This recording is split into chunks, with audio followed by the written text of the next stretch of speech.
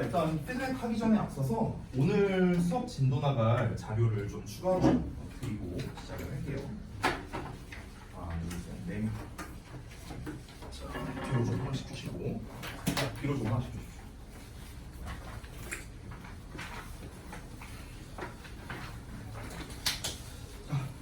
일단 요거부터 해보겠습니다. 자, 우리 지난 시간에 이제 배웠었던 내용을 좀 이제 개념 테스트로서 데일리 테스트로 출제를 했습니다.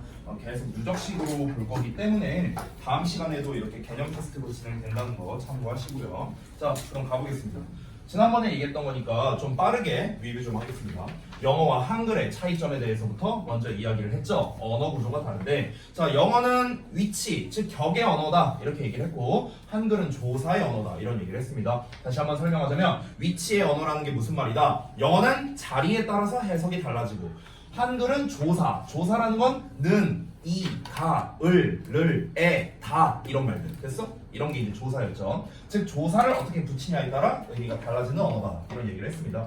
그래서 영어 같은 경우는 똑같은 단어여도 자리에 따라 해석이 달라지기 때문에 자리를 잘 잡는 게 굉장히 중요한 언어이다. 여러분이 이것만 제대로 인지하고 있으면 된다 라고 얘기했습니다. 여러분이 앞으로 어떤 선생님께 어떤 영어 문법을 배운다 하더라도 여러분은 머릿속에 제일 먼저 생각해야 되는 게 뭐다? 얘를 어디에 써야 되는가 이거입니다. 위치를 잘 잡는 게 중요합니다. 영어는요.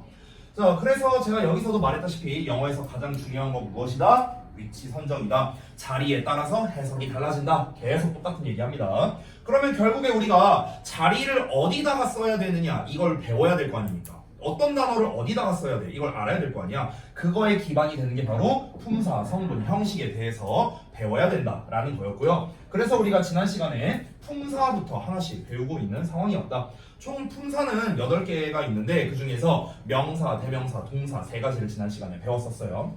일단 품사라는 건 뭐냐면 단어의 기능, 형태, 의미에 따라서 비슷한 애들끼리 모아놓은 집단을 말하는데 쉽게 말하면 동아리라고 생각하라 라고 쌤이 얘기를 했었습니다. 동아리라는 거는 비슷한 어떤 비슷한 애들끼리 모이잖아요. 축구 좋아하는 애들끼리 축구부 가고요. 농구 좋아하는 애들이 농구부 가는 것처럼. 그렇죠? 그런 것처럼 명사라는 동아리 안에는 명사만이 가지고 있는 어떤 특성들이 있습니다. 비슷한 애들끼리 모여있다 라고 생각하시면 됩니다. 자, 그래서 첫 번째 명사부터 보자면요. 어쨌든 세상에 모든 존재하는 이름이라고 했습니다. 그리고 지난번에 제가 OT 때 얘기했다시피 영어는 상업 문명을 기반으로 발달한 언어다 이런 얘기를 했었죠. 그렇기 때문에 개수에 굉장히 민감한 언어입니다. 상업 문명이라는 건 거래하는 거잖아 쉽게 말하면. 그러면 우리가 한 개를 파는 거냐 두 개를 파는 거냐 이게 굉장히 중요할 거 아닙니까? 그죠? 그래서 개수에 굉장히 민감한 언어이다. 그래서 우리가 명사 같은 경우는 이걸 셀 수 있냐 없냐로 나눠서 구분을 짓습니다. 이게 굉장히 중요하기 때문에 그렇고요. 특히 여기에서 제가 그 다음 내용이 나와 있는데 여기에서 특히 이 셀 수 있는 명사에 대해서 이제 짧게 얘기를 했었는데요. 자, 셀 수 있는 명사는 단독으로 쓰일 수가 없다라는 겁니다. 특히 우리가 이 명사 앞에 붙는 어나 더라는 녀석을 관사라고 부른다라고 했죠. 그래서 여기 있는 걸 보시면 I have a pen 이라는 말은 문법적으로 잘못된 문장이다 라고 얘기를 했습니다. 왜냐면 pen이라는 녀석은 하나, 두 개, 세 개 셀 수 있는 명사잖아요. 그렇죠? 셀 수 있는 명사는 뭐다? 뭔가가 붙어야 돼요. 뭔가가. 그래서 이렇게 pen이라는 단독으로 쓰인 문장은 잘못된 것이다. a pen이 되든, the pen이 되든, pens가 되든, your pen이 되든, this pen이 되든 뭔가가 반드시 붙어야 된다라는 거 다시 한번 얘기하고 갈게요. 자, 두 번째 갑니다. 대명사. 자, 대명사는 무엇이다? 명사를 대신하는 건데 좀 정확히 말하자면 원래 얘가 가지고 있는 원래 이름 대신에 부르는 것 이게 대명사다 이런 얘기를 했습니다. 자, 그래서 예를 들어서 나 그것 좀 빌려줘 하면은 원래 이름이 펜인데 펜이란 이름 대신에 그것이라고 표현을 한 거죠. 그래서 원래 이름 대신에 그것이라고 불렀으니까 대명사가 되는 거고요. 너 밥 먹었어? 라고 한다면 그 너라고 부른 그 친구의 원래 이름 대신에 부른 거잖아요. 그렇기 때문에 역시나 대명사다 이렇게 볼 수가 있습니다. 지난번에 보여줬던 예시인데요. 여기서 his sister. 자, 그의 여동생이야. 그러면 그는 앞에 나와 있는 남자, 어떤 man을 가리키겠고요. 그 여동생 또한 그것을 먹었는데, 그럼 여기서 말하는 그것도 앞에 나와 있는 거를 대신하는 녀석이 되겠죠. 됐죠? 이렇게 됩니다. 여기는 힘도 마찬가지입니다. 그와 함께 TV를 본 거니까 그 남자, 어떤 man을 가리키는 거겠죠. 됐죠? 좀 근본적인 거를 말하자면요. 이 대명사라는 거를 왜 쓰는 거냐면 똑같은 말을 반복하는 걸 싫어해서 그렇습니다. 모든 언어는요. 잠깐 재밌는 얘기 해줄게. 약간 수업 초반부터 좀 딱딱한 것 같아서 약간 재밌는 얘기. 쌤이 10살 때인데 10살 때 우리 아들이 지금 참고로 11살이거든. 근데 이제 제가 10살 때예요. 제가 굉장히 약삭 빠른 녀석이었어요. 이 잔머리가 잘 돌아갔거든. 자, 하루는 이랬습니다. 우리 아버지가 술을 많이 드시고 오셨어. 술을 많이 드시고 오셔서 막 이러고 들어오시는 거야. 딱 앉더니 이제 저를 부르면서 에이, 이리 와봐. 앉아봐 여기. 이러는 거야. 근데 저는 이제 아빠한테 반말을 했단 말이에요. 그럼 왜? 이러면서 이제 앉았어. 그러니까 이제 막 얘기를 합니다. 너 싫어 요즘 말이야. 공부 열심히 하고 있어. 막 이러면서 하는 거야. 됐어? 근데 이제 여러분들은 그런 경험이 있는지 모르겠는데 보통 이 술 취한 아빠들이 똑같은 말 계속 하거든요. 너 싫어 요즘에 공부 열심히 하란 말만 그날 한 100번은 들은 것 같아요. 근데 이제 얘기를 막 하는데 기가 막힌 아이디어가 떠오른 거야. 참 다시 한번 말할게요. 10살이에요 10살. 기가 막힌 아이디어가 떠올랐어. 뭐였냐면 내가 지금 막 얘기를 한 30분 정도 들었어. 아빠 제가 갑자기 이제 급 존댓말. 아빠 제가 요새 좀 용돈이 부족해서 그런데 용돈 좀 줄 수 있어요? 아유 우리 아들 용돈 줘야지. 자 여기 하면서 이제 10,000원을 줬는데요. 당시에 10,000원이 정말 큰 돈이었거든요. 당시에는요. 지금도 물론 큰 돈이지만 그때 그 니네 사 먹는 이제 컵라면 있죠 컵라면 그거 하나가 350원이었어요. 그때 당시에. 그러니까 이제 10,000원이라는 돈이 사실 엄청 큰 돈이잖아. 그때 공무원 월급이 90만 원이었는데. 그래갖고 이제 10,000원을 받았어. 감사합니다 하면서 이제 챙겨놓고 또 아빠가 똑같은 말 또 해. 그래서 내가 또 얘기했죠. 아빠 제가 요새 용돈이 없어서 그러는데 아유 우리 아들 용돈 줘야지. 그날 9만 원을 뜯었거든요 제가 아빠한테. 9만 원을 뜯었는데 다음날 이제 딱 이제 자고 일어나서 이제 아버지가 그러는 거야.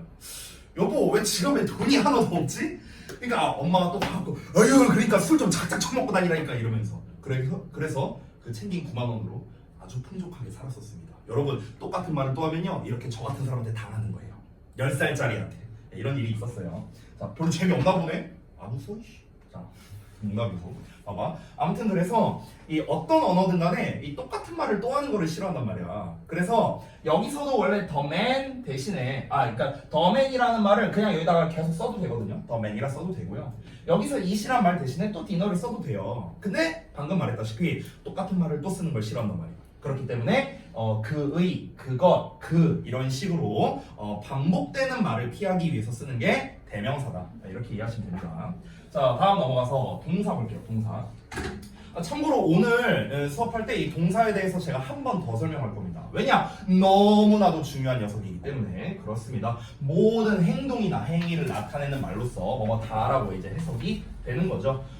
그래서 이제 제가 이제 여기도 써놨지만 한국말은 끝까지 들어봐야 한다 라는 말이 왜 있겠습니까? 맨 마지막에 중요한 말이 나오니까 그런 거겠죠. 그렇죠? 우리말에서는 맨 마지막에 뭐가 나옵니까? 뭐뭐해서 뭐뭐해서 뭐뭐합니다. 타자로 끝나죠. 즉 우리말 맨 뒤에는 동사가 나옵니다. 동사가 있어야만 의미 전달이 확실하게 되는 겁니다. 그만큼 동사가 중요하다라는 걸 다시 한번 강조해서 얘기를 했고요. 여기서는 동사에 해당하는 거에 전부 다가 이렇게 밑줄 쳐서 표시하는 거를 한번 연습을 해봤습니다. 됐죠? 자, 그래서 데일리는 이 정도로 좀 마무리를 하고요. 자, 오늘은 그 다음번 거를 봐야 되는데 방금 나눠준 프린트 말고요. 제가 지난 시간에 드렸던 프린트 있습니다. 그거를 좀 펴주시고요. 거기에 형용사 파트가 있습니다. 형용사 파트 맨 마지막 페이지에 있습니다. 그거를 좀 펴주시기 바랍니다. 자, 지난 시간에 했던 걸 리뷰 다 끝났고 이제 오늘 여기 형용사부터 해갖고 이제 아까 전에 나눠드린 프린트도 아마 한 7페이지 정도 됩니다. 오늘의 목표는 오늘 제가 나눠드린 프린트를 다 끝내는 겁니다. 이게 일단 목표예요. 목표인데 아마 안 될 수도 있거든요. 일단 최대한 제가 한번 해보도록 하겠습니다. 자, 한번 볼게요. 다 피셨나요 여기 형용사? 혹시 못 찾으신 분 있습니까? 없습니까? 다 찾으셨어요? 자, 가보겠습니다. 4번 형용사부터 볼게요. 자, 형용사라는 녀석은요, 명사의 성질이나 상태를 나타내는 말이다. 그래서 우리말로 해석이 어떻게 되는가? 이게 중요하죠. 이렇게 니은자 받침이나 리을자 받침이나 뭐뭐의 이렇게 해석되는 거. 얘네가 형용사라고 생각하시면 됩니다. 여러분, 인칭대명사라는 거 배운 적 있죠? I, my, me, my 뭐 이런 거 배우잖아. 그쵸? 그럼 거기에서 요 놈들 my, 그 다음에 your, his 이런 애들이 있어요. 이런 걸 뭐라고 부르죠? 잘 몰라요? 소유격이라고 부르거든요. 소유격? 소유격? 얘네들은 어떻게 해석합니까? 뭐뭐? 의로 해석합니다.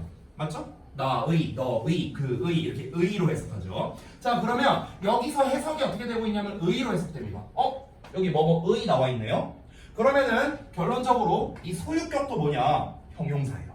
됐어요? 그러니까 소유격도 형용사의 일종이다 라고 생각하시면 됩니다. 자, 예시를 한번 볼게요. 한글로 써놨습니다. 나는 예쁜 인형을 가지고 있어.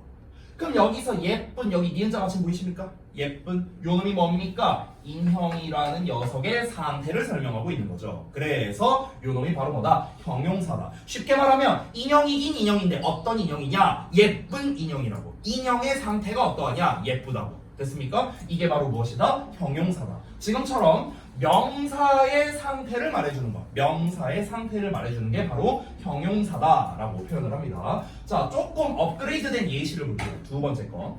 자, 책상 위에 있는 펜 좀 나한테 가져다 줄래? 이런 예시가 있어. 그럼 여기서는 펜이라는 명사가 나왔는데 이 펜인데 어떤 펜입니까? 책상 위에 있는 펜이에요. 그럼 책상 위에 있는, 여기 는 보이죠? 니은자 받침. 그럼 역시나 책상 위에 있는 이라는 녀석이 펜을 꾸며주고 있는 거죠. 됐어? 그럼 책상 위에 있는 이란 이 덩어리가 뭡니까? 형용사가 되는 겁니다. 됐습니까? 그래서 다시 한번 말하자면 이렇게 뭔가에 대해서 상태를 말해주고 꾸며주는 말 이런 것들을 우리가 정리하자면요 수식어라고 불러요. 수식어 통틀어서 이따가 배울 건데요. 이 수식어에는 종류가 방금 전에 우리가 배운 형용사 그리고 요 다음 페이지에 있는 부사라는 녀석 해서 이렇게 두 가지 종류가 있습니다. 자, 그럼 이 수식어는 어디에다가 써야 되는가? 내가 다시 한번 말할게요. 영어는 뭐가 중요하다고? 자리 잡는 게 중요하다고 했죠. 어디에다 써야 돼? 이게 중요하다 했습니다. 그래서 이 수식어를 어디에다가 써야 되는가? 사실 수식어라는 녀석은요, 좀 뭐라고 해야 될까? 그 햄버거로 따지면 소스나 양상추 이런 애들이 있죠. 뭐 토마토 이런 애들 햄버거에 들어있는 그런 놈들과 비슷한 역할이라고 보시면 되거든요. 이게 무슨 말이냐면은 우리가 햄버거를 이제 만들 때 이렇게 있을 거 아니야. 여기 빵 이 패티가 있을 거 아니냐, 그치? 그러면은 보통은 이제 우리가 그 소스나 뭐 양상추나 이런 걸 어디다 넣냐면 여기다 넣는단 말이야. 여기다가, 그쵸? 고기 위에다 넣잖아, 그쵸? 근데 예를 들어서 소스나 양상추를 여기다 넣는다고 쳐볼게요. 그러면 햄버거 맛이 달라질까?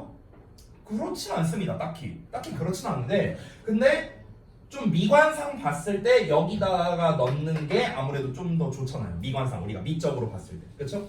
이런 거랑 비슷합니다. 즉 정리하자면 수식어라는 녀석은요 엄밀히 말하면 위치가 정해져 있는 건 아니거든요.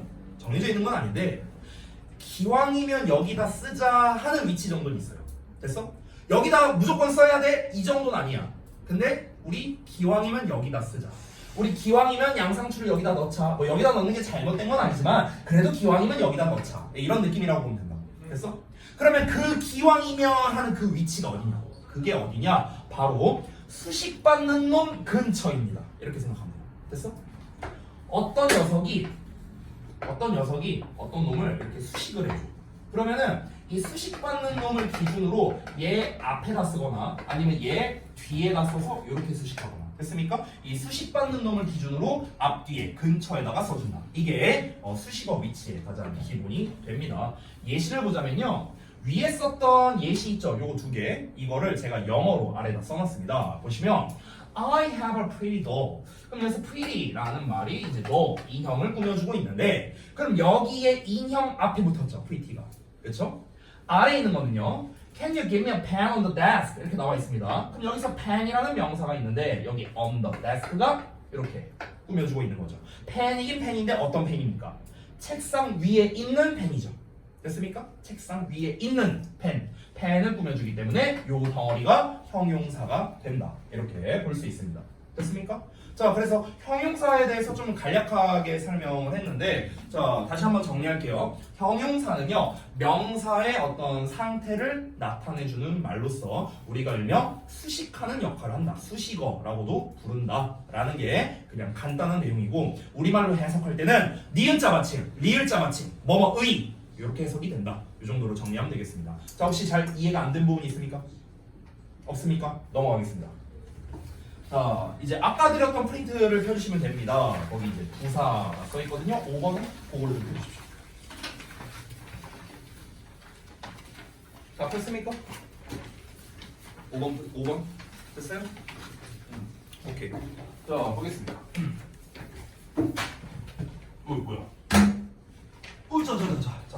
잘 까부시지 말고. 자, 우리가 지금까지 배운 품사를 제가 여기다가 잠깐 써볼게요. 자, 우리가 명사 배웠고, 그 다음에 대명사, 동사, 형용사 여기까지 배웠습니다. 지금까지 배운 거. 그리고 내가 이게 반 자를 거야. 반 자르고요. 이제 남아있는 품사 4개가 이제 부사, 그 다음에 전치사, 그 다음에 접속사, 감탄사 이렇게 있는데 이 좀 줄임말을 여러분이 잘 모를 수도 있으니까 제가 다 써둘게요. 명사, 대명사, 동사, 그다음에 형용사, 그다음에 부사, 전치사, 접속사, 감탄사 이렇게 8개의 품사가 있습니다. 자, 근데 이제 우리가 지금 여기까지 배웠단 말이야. 쌤이 여기서 반띵을 했거든요. 반띵한 이유가 있어요. 이거는 조금 이따가 공개하도록 하겠습니다. 자, 일단은 부사가 뭔지 한번 볼게요. 부사. 이 부사의 부가 뭐냐면요, 더해준다는 말이거든요. 여러분 혹시 부가세라는 말 들어봤어요? 부가세? 부가세가 뭐야? 추가로 내는 세금이거든요. 세금. 됐어요? 그러니까 부가세라는 거는요, 추가적인 거. 부가 추가한다는 뜻이야. 추가한다. 그러면은 부사라는 말 뜻은요, 여기 써봤다시피 부가적인 말이야. 부가적인 말. 선생님, 부가적인 말이 뭡니까? 말의 의미를 더 명확하게 하기 위해서 사용하는 말입니다. 제가 아까 전에 어떤 얘기를 했냐면요, 수식어 얘기를 했거든요. 위에서 수식어의 종류는 뭐가 있다? 형용사랑 부사가 있다고 했습니다. 즉, 이 부사라는 놈도 아까 내가 말했던 햄버거에 양상추, 소스, 토마토 요딴 놈들 있죠. 여기에 소속하는 놈이다 라고 생각하면 됩니다. 우리가 흔히 이제 부사라는 역할이 뭐냐, 동사, 형용사, 부사 문장을 수식하는 수식어다 이렇게 얘기를 해서요, 주로 나타내는 게 시간, 장소, 이유, 방법 이런 것들을 나타내는 역할을 합니다. 예를 들어 볼게요. 예를 들어서 내가 여러분한테 이렇게 말합니다. 내가 막 수업하다가 갑자기 얘들아 나 갈게 이랬어. 나 간다 이렇게 말했어. 아이고, 이것만으로도 의미는 전달됩니다. 그쵸? 전달은 되잖아. 니네가 뭔 말인지 알잖아요. 그쵸? 아이고, 이것만으로도 전달이 돼. 근데 니네 입장에서는 아니 저 자식이 수업하다 말고 갑자기 왜 나가? 왜? 이유를 모르고요. 이 말만으로는요. 그리고 두 번째, 쟤 지금 어디 가는 거야? 어디? 장소를 모르고요. 뭐 갈 때 어떻게 갈 거야? 방법을 모르고요. 얘 언제 갈 거야? 시간을 모르고요. 됐습니까? 구체적이지 않다는 거야. 수업하다 말고 나 간다 이러고 문 열고 내가 나가. 그럼 갑자기 뭐 어떻게 왜 나가는 건지 여러분이 알 수가 없잖아요. 구체적인 정보를 제가 전달을 해야겠죠. 예를 들어서 나 갈게. 선생님 언제 가는데요? 지금 갈 거야. 선생님 뭐 어디로 가는데요? 교무실 가. 교무실. 선생님 왜 가시는데요? 갑자기 수업하다 말고요. 왜 가시는데요? 배고파서 빵 좀 먹으려고. 됐어? 그럼 내가 방금 전에 말한 것들, 지금 교무실로 배고파서, 이게 다 뭡니까? 이게 다 부연 설명이죠. 부연 설명. 맞습니까? 내가 가는 부연 설명입니다. 방금 말했다시피 나 간다라는 말만으로도 의미 전달이 가능하지만 나 간다라는 말만으로는 구체적이지가 않잖아. 그렇죠? 그래서 구체적으로 이 말을 할 때 구체적으로 전달하고 싶어서 추가적으로 쓰는 말들, 이게 바로 뭐다? 부사라고 생각하면 됩니다. 됐습니까? 여러분 아까 제가 햄버거 얘기했잖아요. 이 햄버거로는 비유를 좀 많이 들게요. 잘 들으세요. 제가 아까 햄버거를 예시로 들었는데, 여러분 햄버거 만들어 본 적 있어요? 있습니까? 제가 그 고등학생 때 알바를 3년 했는데요, 버거킹에서 했거든요. 버거킹에서 알바를 3년을 했어요. 그래서 제가 만약에 재료만 있다면 저 지금도 버거킹에서 햄버거 만들 수 있어요. 기억이 나요. 하도 오래가. 근데 이제 이 햄버거를 만들 때 아까 말했던 건데, 기본 재료가 뭡니까? 빵, 빵, 패티예요. 맞죠? 이게 기본 재료잖아. 자, 요게 이렇게 있으면 이걸 우리가 뭐라고 부릅니까? 햄버거라고 부릅니다. 맞죠? 물론 맛대가리가 없겠지. 아무것도 없어. 빵빵 고기밖에 없어. 맛 없잖아. 그렇지? 그럼 우리가 이거를 맛을 더해주기 위해서 여기다가 뭘 넣습니까? 각종 첨가 재료를 넣습니다. 소스도 넣고요. 그 다음에 뭐 양상추도 넣고요. 그 다음에 뭐 토마토도 넣고요. 그 다음에 뭐 피클도 넣고요. 뭐 등등등. 이런 걸 넣었죠. 그렇죠? 이런 것들이 없어도 햄버거는 만들 수 있잖아. 그렇지? 근데 얘네를 왜 넣습니까? 맛있으라고 넣는 거잖아. 그렇죠? 방금 말했다시피 햄버거라는 놈을 만드는데 필수 재료는 아니지만 넣음으로써 맛있게 해주는 역할이라는 거죠. 이게 뭐라고요? 이게 부사예요. 안 써도 문장을 만들 수 있다고요. 부사, 즉 정리할게요. 수식어라고 칭할게요. 수식어는요, 안 써도 문장을 만들 수 있거든. 근데 수식어를 왜 쓴다? 문장을 맛있게 하려고. 문장을 맛있게 한다는 건 무슨 말입니까? 문장을 더 구체적으로 전달한다. 됐습니까? 이런 용도라고 생각하면 돼요. 어렵지 않죠? 자, 그래서 제가 여기 한글로 써놨는데요. 보겠습니다. 이 부사가 하는 역할이 동사, 형용사, 부사, 문장을 수식한다고 했잖아요. 이 네 가지를 다 수식하는 거를요, 한 문장으로 보여줄게요. 한번 보겠습니다. 요즘 매우 열심히 공부하는 내 남동생이 눈에 띄게 유창한 영어 실력을 드디어 갖게 됐어. 여기에 쌤이 이렇게 표시해놓은 거 보이시죠? 1, 2, 3, 4. 이 1, 2, 3, 4가 전부 다 부사입니다. 전부 다 부사. 자, 아까 전에 쌤이 뭐라고 했죠? 부사, 즉 수식어는요, 없어도 의미 전달이 된다고 했거든요. 그러면 지금 쌤이 체크한 요 부분 있죠, 요 부분. 심지어 사실 말하면 여기 열심히 있지, 열심히. 얘도 부사거든요. 얘도 부사예요. 그러면 이 부사를 다 빼고 한번 문장을 읽어볼게요. 의미 전달이 되나 안 되나. 볼까요? 공부하는 내 남동생은 유창한도 사실은 형용사니까 수식어거든요. 수식어 다 빼볼게. 얘도 빼볼게. 공부하는 내 남동생은 영어 실력을 갖게 되었다. 이것만으로도 전달이 돼요. 그렇잖아. 내 남동생이 영어 실력을 갖추게 됐구나. 전달되잖아. 그렇지? 근데 여기에 있는 놈들, 이 놈들을 넣음으로써 더 문장이 맛있어진 거야. 됐냐? 이게 이제 수식어의 역할. 자, 그럼 각각 볼게요. 요즘이라는 거야. 그럼 얘는 뭘 수식하냐? 뒤에 나와 있는 요 내용 전체를 수식하는 겁니다. 내 남동생이 영어를 잘하게 됐대. 언제? 요즘에. 그럼 내 남동생이 영어를 잘하게 됐다라는 전체 내용을 말해주는 거죠. 전체적으로 언제 잘하게 됐냐고. 요즘 잘하게 됐다. 됐어? 그래서 요즘이란 말이 뭡니까? 이 내용 전체를 수식한다. 됐어요? 문장을 수식하는 거죠. 문장. 2번을 볼까요? 매우 열심히래. 자, 열심히긴 열심인데 겁나 열심이야. 됐어? 근데 이 열심이라는 거는요, 공부한다라는 놈을 꾸며주거든요. 공부한다라는 건 동사잖아요. 공부하다. 그렇죠? 자, 공부를 하긴 하는데 어떻게 공부해? 열심히 공부해. 여기가 부사예요. 근데 열심인데 얼마나 열심히야? 겁나 열심히 해. 됐어? 그러면 열심이란 말을 더 강조해 준 거죠. 됐습니까? 그래서 부사가 부사를 수식하는 이런 경우가 된 거고요. 세 번째, 눈에 띄게라는 말이 있어요. 자, 유창한 영어 실력을 얻었대. 유창한은 뭘 보여줍니까? 영어 실력이야. 됐어? 자, 영어 실력이 어떻다? 유창하다고. 근데 유창한데 얼마나 유창하다고? 눈에 띄게 유창하다고. 형용사를 수식하고 있는 거죠. 됐습니까? 마지막으로 영어 실력을 갖게 됐대. 갖게 되는데 어떻게 갖게 됐다? 드디어 갖게 됐다고. 동사를 꾸며주는 거죠. 됐습니까? 자, 이런 것처럼 이 부사라는 녀석은요, 동사, 형용사, 부사, 문장을 수식하는 역할을 한다. 여기에서 부사가 다 수식할 수 있지만 기본적으로, 가장 기본적으로 수식을 제일 많이 하는 놈이 누구냐면 바로 동사입니다. 동사.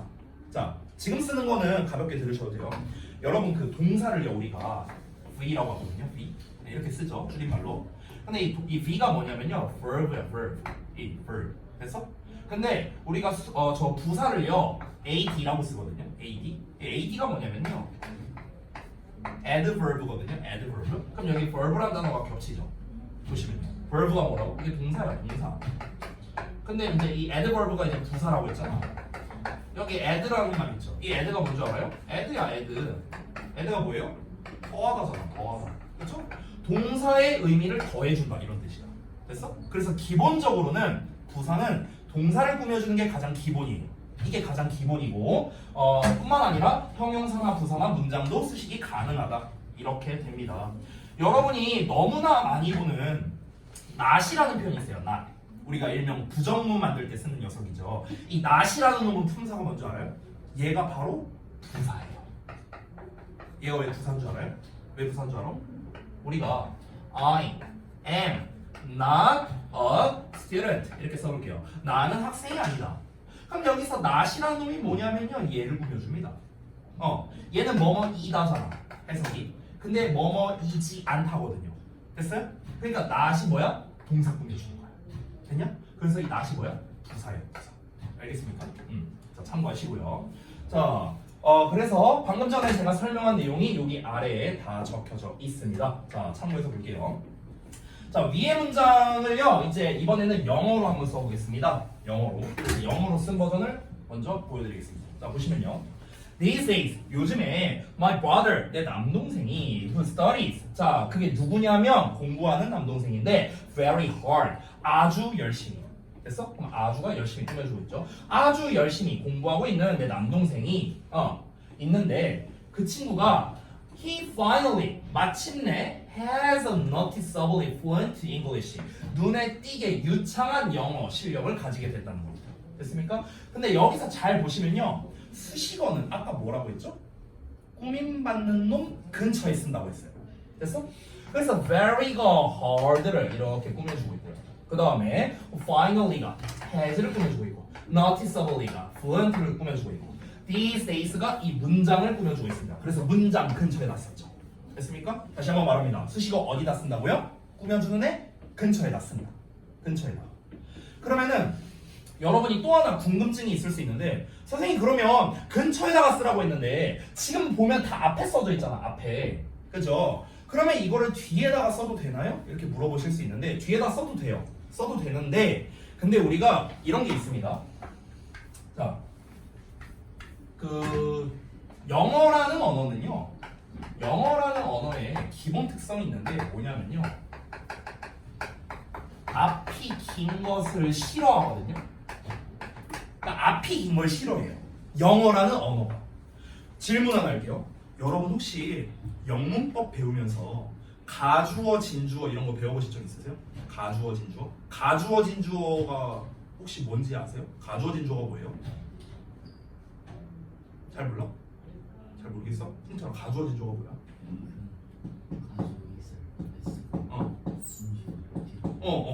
그러니까 가주어라는 게 결국 가짜 주어라는 뜻이잖아. 진주어는 진짜 주어. 그렇잖아. 그러면은 가주어, 진주어를 왜 쓸까? 선은 왜 쓸까?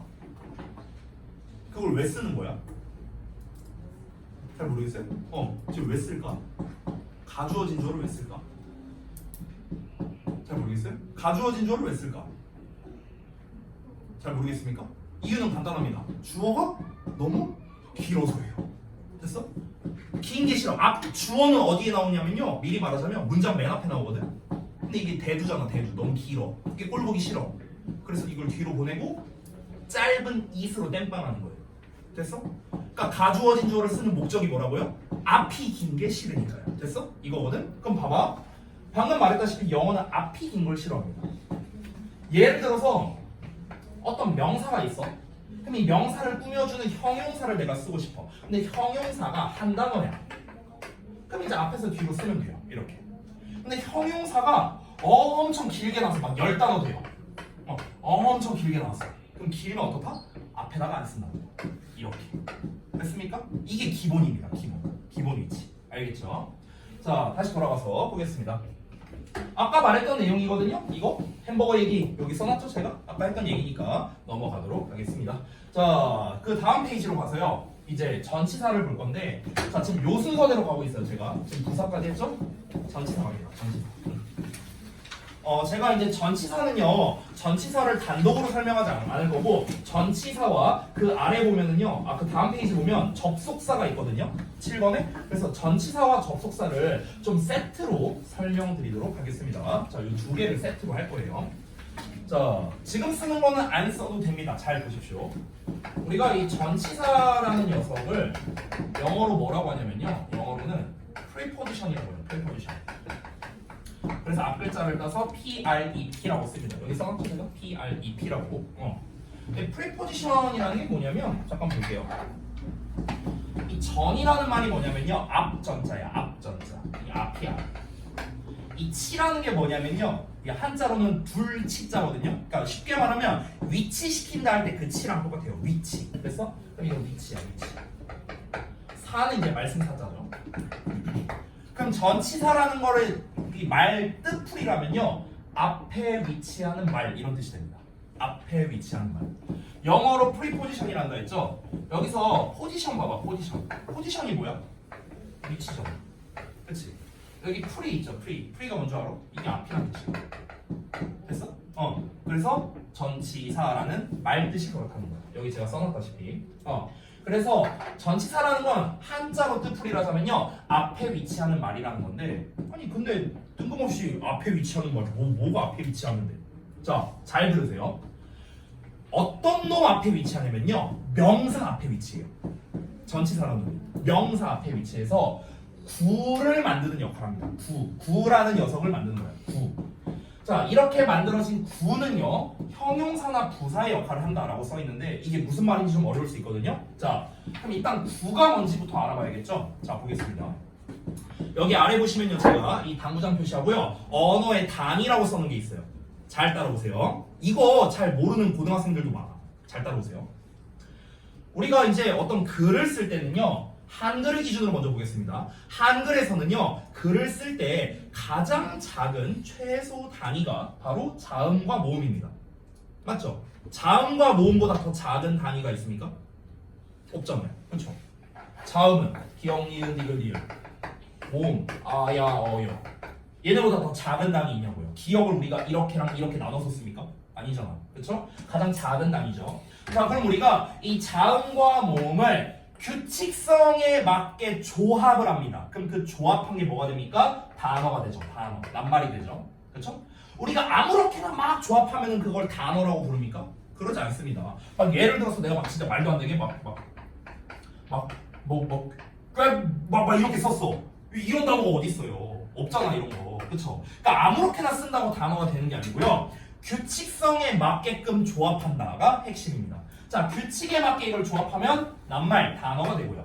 이 단어를 또 우리가 규칙에 맞게 조합을 하면 뭐가 됩니까? 이게 이제 문장이 되고요. 그렇죠? 이 문장을 또 논리에 맞게 우리가 쓰면은 그게 바로 문단이 되고요. 문단을 또 규칙성에 맞게, 논리에 맞게 쓰면 그게 바로 글이 되는 겁니다. 됐습니까? 자, 그럼 이거를 영어 버전으로 가볼게요. 잘 들으세요. 영어에서의 최소 단위는 알파벳이죠. ABCD. 자, 그럼 이 ABCD 알파벳을 규칙성 있게 조합하면 뭐가 됩니까? 똑같이 단어가 됩니다. 여기서 잘 들으세요. 이 단어를 또 규칙성 있게 조합을 하면 뭐가 되냐? 그게 바로 구 또는 절이 됩니다.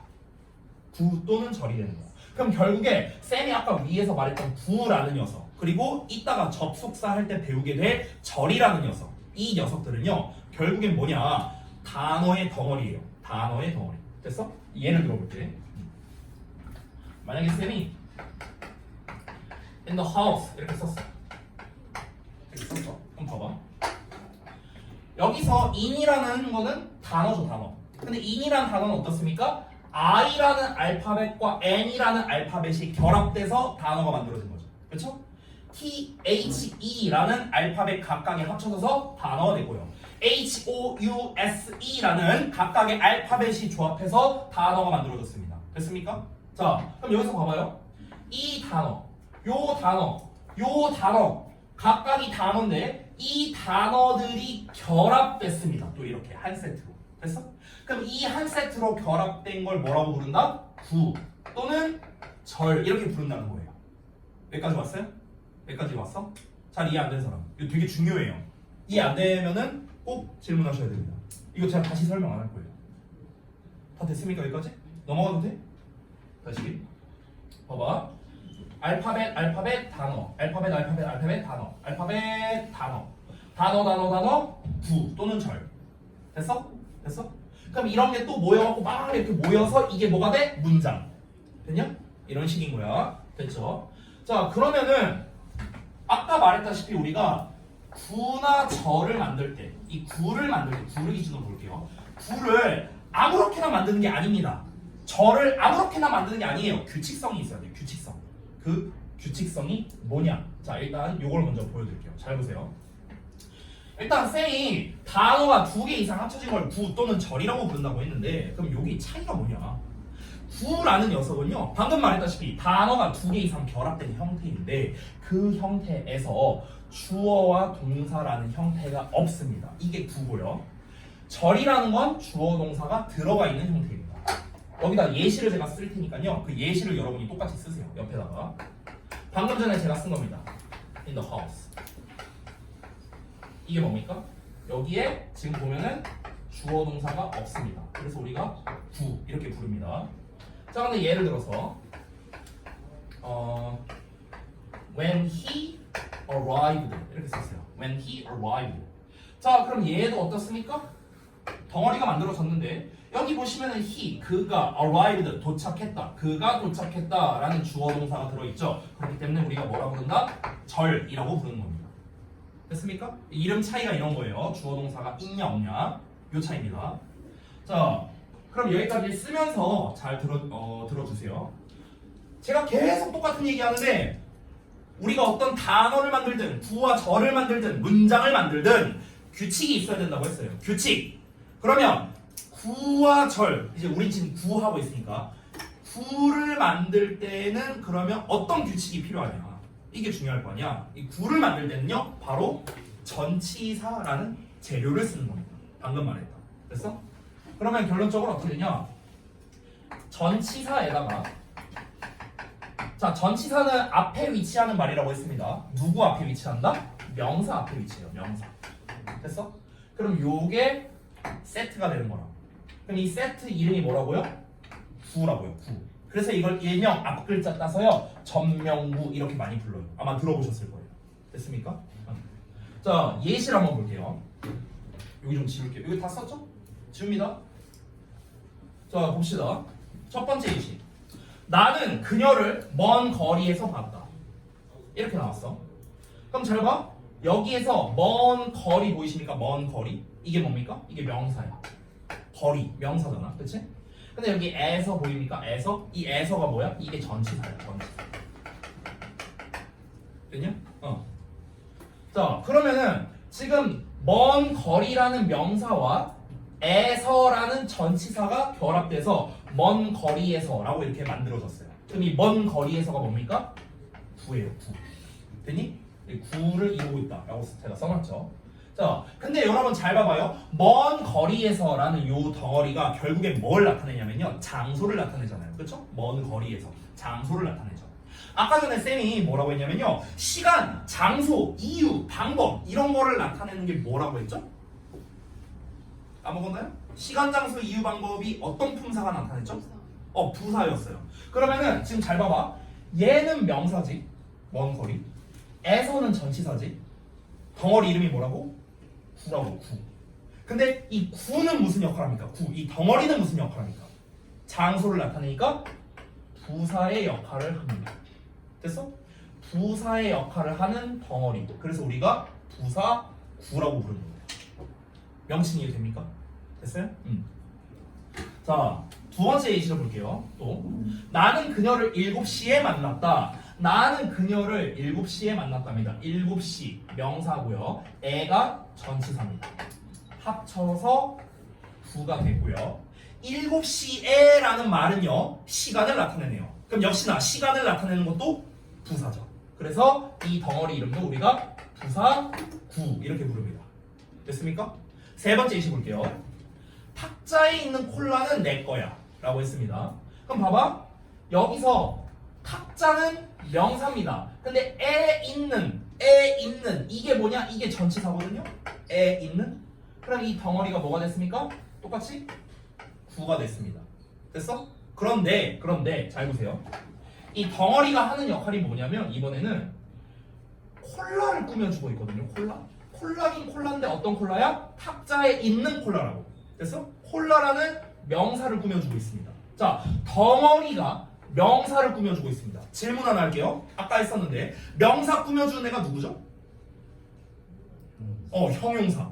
그러면 지금 어떻습니까? 얘는 명사고 얘는 전치사인데 덩어리는 형용사의 역할을 하고 있네. 덩어리는 됐어요? 그래서 얘는 형용사 덩어리, 즉 형용사 구라고 우리가 부르는 겁니다. 됐습니까? 이해됐어요 여기까지? 자, 그래서 정리하자면 이렇게 전치사라는 녀석은요 명사와 결합해서 구의 형태를 만든다. 그 덩어리가 무슨 역할을 한다? 형용사나 부사의 역할을 한다. 그럼 전치사의 종류가 뭐가 있냐? in, on, at, of, from, above, under, with 등등등등 이런 것들, 이런 걸 다 우리가 전치사라고 부릅니다. 여기 맨 아래에다가 제가 짧게 정리해서 쓸 테니까 요것만 좀 추가해서 써주십시오. 자, 정리하자면 어떻게 됩니까? 전치사에 명사를 더하면 이 덩어리가 뭐다? 구가 되는데 이 구는 무슨 역할을 한다? 형용사나 부사의 역할을 한다. 이렇게 정리할 수 있습니다. 한마디로 정리하자입니다. 됐어요? 전치사의 명사는 다시 한번 보다 구라는 덩어리를 만드는데 이 구가 하는 역할이 뭐다? 각각 형용사 또는 부사의 역할을 한다. 방금 제가 두 가지 사례를 다 보여줬습니다. 형용사의 역할과 부사의 역할. 이걸 다 보여드렸어요. 됐죠? 자, 그럼 바로 이어서 접속사 갑니다. 자, 가볼게요. 접속사까지 설명하고 제가 쉬는 시간 드릴게요. 알겠죠? 잘 따라오세요. 자, 갑니다. 여러분 그 접속한다는 말 들어보셨죠? 접속한다. 어디에 접속한다. 우리 접속한다는 말을 보통 어디서 많이 봐요? 뭐 게임하거나, 그렇죠? 뭐 인터넷 뭐 이렇게 하거나, 뭐 인스타그램 로그인하거나 이럴 때 이때 우리가 접속한다는 말을 씁니다. 접속한다라는 말이 무슨 말이냐면요, 쉽게 말하면 연결한다는 뜻이야. 연결한다. 우리 집에 있는 그 컴퓨터와 그 이제 해당 회사의 컴퓨터 서버를 연결하는 겁니다. 이걸 우리가 접속이라고 표현을 합니다. 결국 접속이란 건 뭐냐면요, 연결한다가 기본적인 말인 거예요. 연결해준다. 됐습니까? 그래서 접속사는요, 단어와 단어를 또는 구와 구를 또는 절과 절을 또는 문장과 문장을 연결해주는 다리 역할을 하는 것, 이게 접속사고요. 하나 더 있습니다.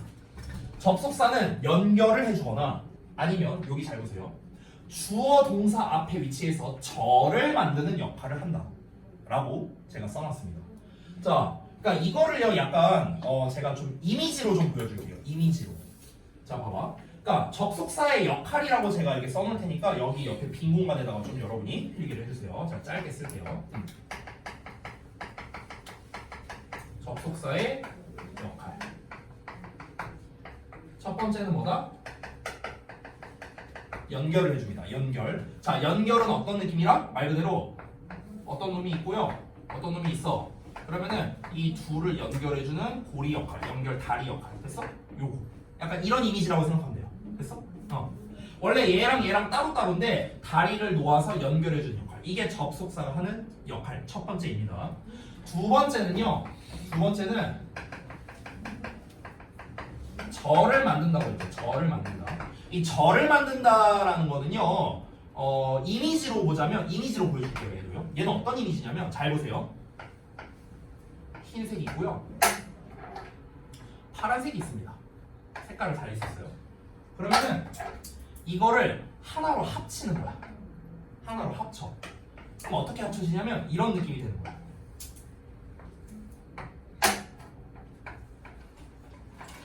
요런 느낌이 되는 거야. 됐어요? 위에 거랑 다르죠? 위에는 어떻습니까? 단순하게 얘랑 얘랑 연결한다의 느낌. 연결한다의 느낌. 절을 만든다는 건 이미지로 따지면 어떤 느낌이냐면요, 흰색과 파란색이 있는데 이 파란색이 흰색 안으로 이렇게 들어가는 거야. 이렇게 보입니까? 그럼 이때 접속사를 어디다 쓰냐면요, 여기다 씁니다. 여기에다가 요 연결 부분 보이죠? 연결 부분. 그렇죠? 여기다가 이제 접속사를 쓰는 거예요. 약간 이런 이미지라고 생각하면 편합니다. 됐어? 이거는 이따 예문으로도 보여줄게요. 예문으로도. 자, 그러면은 한번 보겠습니다. 예시를 바로 볼게요. 예시. 자, 보자. 난 어제 저녁을 먹고 TV를 봤어. 그럼 봐봐. 나는 어제 저녁을 먹었다. 자, 저녁을 먹었다, TV를 봤다 라는 이 두 말을 뭐뭐 했고 라는 말로 연결해주고 있습니다. 그렇죠? 그럼 뭐뭐 했고 라는 거는 결국에는 그리고잖아. 그리고. 이 그리고라는 말이 어떻습니까? 얘네 둘을 연결해주는 거죠. 어떻게 해요? 잘 보세요. 다시. 저녁을 먹었다, TV를 봤다를 연결해 주는 겁니다. 그림 보여요? 이런 느낌? 오케이? 이런 느낌이고. 자, 두 번째 거 볼게요. 두 번째. 탐이 그녀를 만났을 때 그녀가 스마트폰으로 문자 메시지를 보내는 중이었다. 이렇게 나와 있습니다. 그럼 얘는 어떤 느낌이냐면요. 탐이 그녀를 만났다. 자, 탐이 그녀를 만났다라는 말과 그녀가 문자 메시지를 보내는 중이었다. 그럼 여기 잘 보세요. 여기에 주어와 동사가 있는 하나의 문장이고요. 여기에도 주어와 동사가 있는 하나의 문장입니다. 됐어? 근데 이게 그림이 어떻게 되는 거냐면 원래는 이거였어요. 원래는 이렇게랑 이렇게입니다. 얘네를 따로따로 봤어요. 이런 느낌이었거든? 이런 느낌이었는데 지금 이 파란색이 흰색 안으로 들어간 거예요. 이렇게. 이런 상태가 된 겁니다.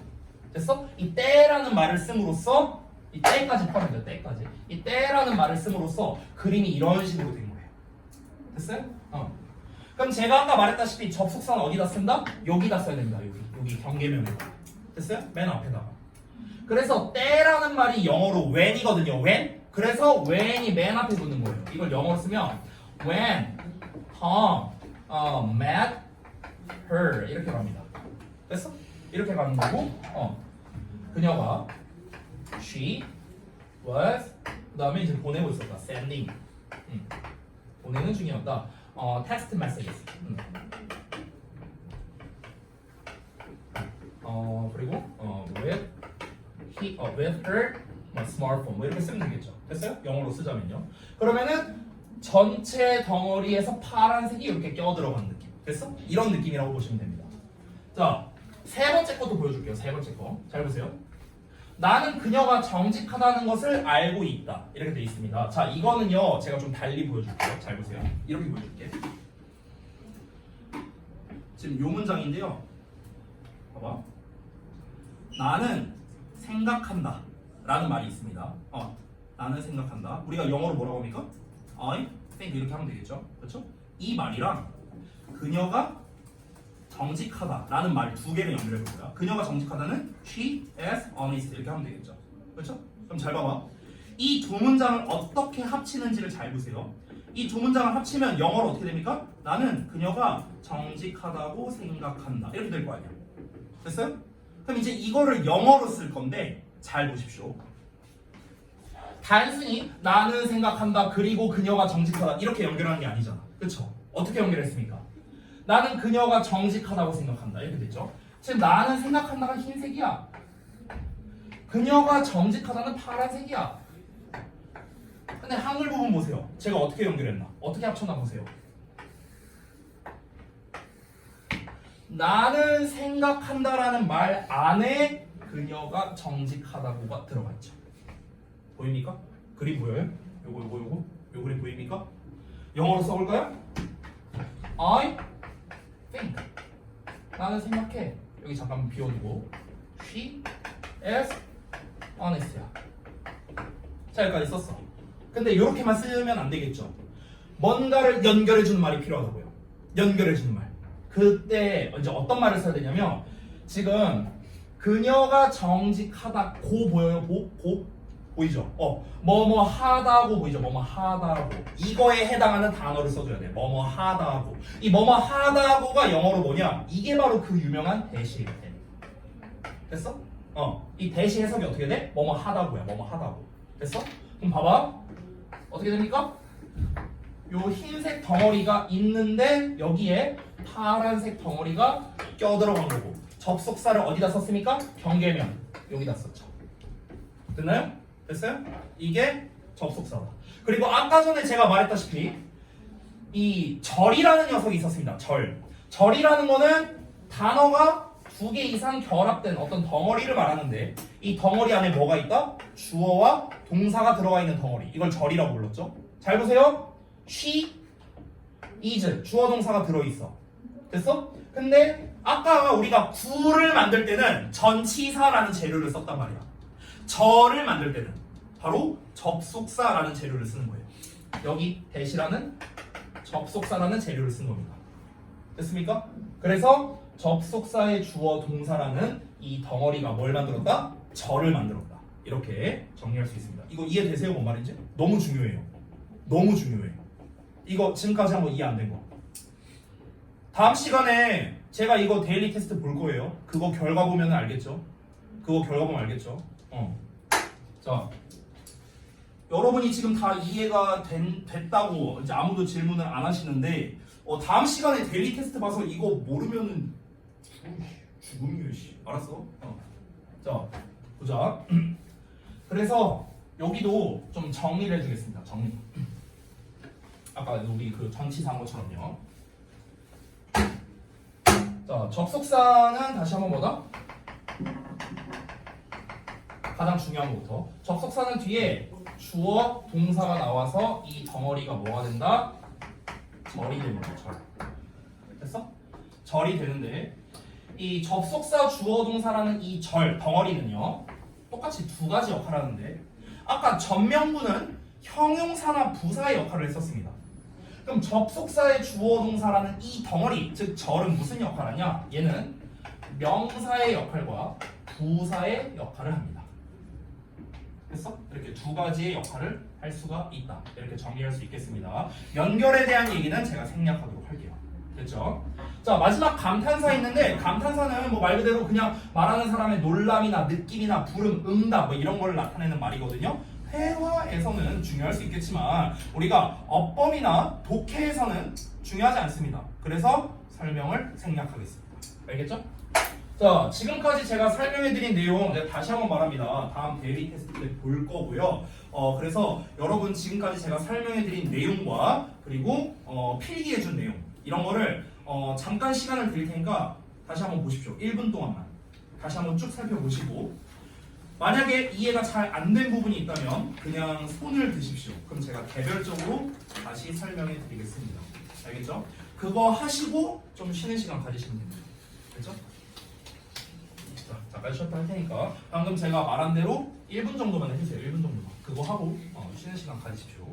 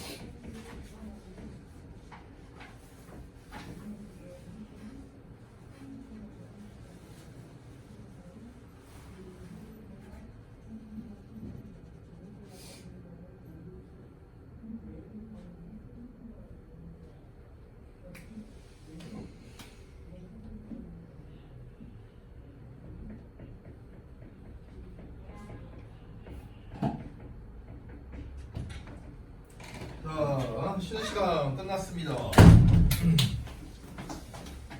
다음 거를 한번 볼게요. 뭐가 이렇게 아까부터 떨어지냐 자스가? 어? 좀 잘 좀 저기 해봐.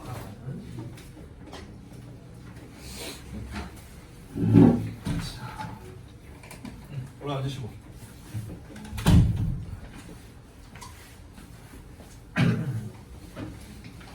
여기는 아직 안 지울게요. 좀 이따가 제가 설명하기로 했습니다. 자, 다음 거부터 갑니다. 자, 지금까지 이제 우리가 그 팔품사에 대해서 좀 이렇게 간략하게 알아봤습니다. 아까 이제 제가 그 복습하면서도 얘기했다시피 영어는 위치가 중요한 언어고 그 위치를 제대로 파악하려면 품사, 성분, 형식 이 세 가지를 알아야 된다라고 했습니다. 그래서 우리가 지금까지 알아본 게 품사고요. 이걸 기반으로 성분이라는 놈에 대해서 한번 알아보겠습니다. 자, 가볼게요. 자, 우리가 품사는 사자로 끝나는 말들이었는데요. 성분은요, 어자로 끝나는 말들입니다. 어자로 끝나는 말. 자, 그럼 성분이 뭐냐? 이것부터 가볼게요.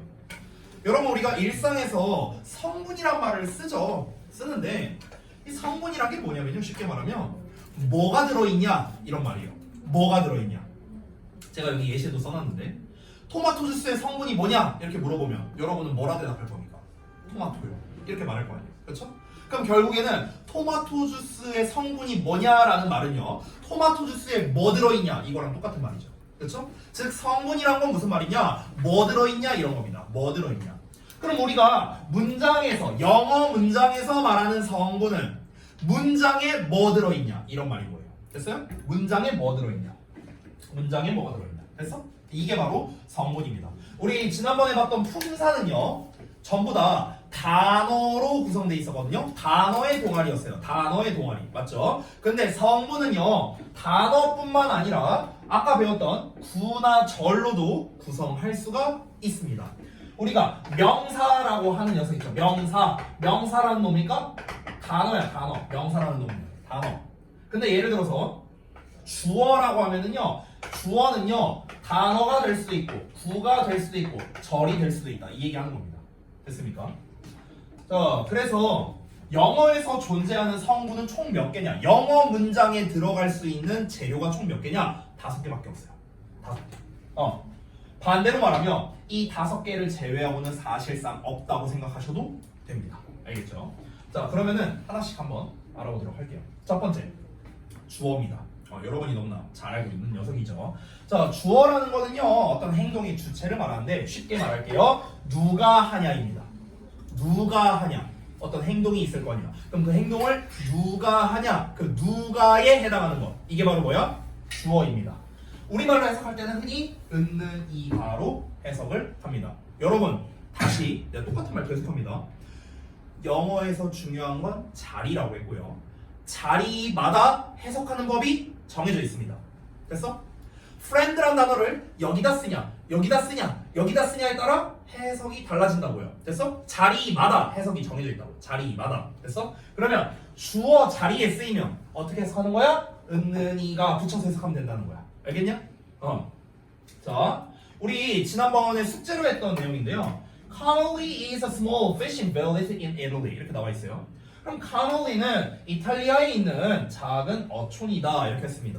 그럼 여기서 동사가 뭐냐면 is거든요. is, 이다잖아. 이다. 다자로 끝나는 말. 자, 그러면 이 동사 앞에 붙은 요 말이 바로 뭐가 됩니까? 주어가 됩니다. 주어. 우리가 s라고 합니다. 여기다 써놨죠. 그래서 해석을 어떻게 했습니까? 카놀리는 보이십니까? 주어이고요. 자, 바로 이어서 동사 서술어. 원래 정식 명칭이 서술어인데 서술어의 역할을 할 수 있는 게 동사밖에 없어요. 그래서 우리가 편의상 주어 서술어라고 표현을 안 하고 주어 동사라고 표현을 하죠. 앞에서 말했던 동사의 내용과 똑같습니다. 바로 예시부터 볼게요. Only about 7,000 people live there. 이렇게 나와 있습니다. 자, 약 7,000명만이 그곳에서 살고 있다 라고 하고 있습니다. 그럼 여기서 살고 있다 이렇게 다자로 끝나는 말, 이게 바로 뭐가 됩니까? 동사가 됩니다. 됐어요? 행동 자체를 나타내는 거죠. 자, 바로 이어서 갑니다. 다음 페이지. 목적어 갈게요. 자, 목적어라는 건 뭐냐면요, 말 그대로 어떤 동사의 목표물입니다. 목표물. 그래서 아까 주어는 뭐였습니까? 행동을 누가 하냐였고요. 목적어는 행동을 누가 당하냐입니다. 당하냐, 당하는 놈이야. 당하는 놈. 됐어? 자, 그래서 우리말로 흔히 을, 를, 에게 이런 식으로 해석이 되는 게 목적어다라고 보시면 됩니다. 예시를 볼게요. They love the beach and the food around the village. 이렇게 나와 있어요. 그들은 사랑한다. 그럼 사랑한다는 동사. 누가 사랑해? 그들이 사랑해. 됐어? 그럼 그들이 뭘 사랑해? 해변과 음식을 사랑해. 됐어? 그래서 이 해변과 음식을 보이시죠? 여기가 뭡니까? 목적어에 해당하는 말이다. 사랑받는 놈이야. 사랑을 당하는 놈. 됐어? 이게 바로 뭐다? 목적어. 어렵지 않죠? 자, 바로 네 번째 갑니다. 보어.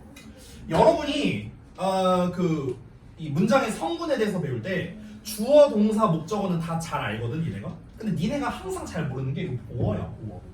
내가 학생들한테 고3 학생들한테도 질문한 적이 있어.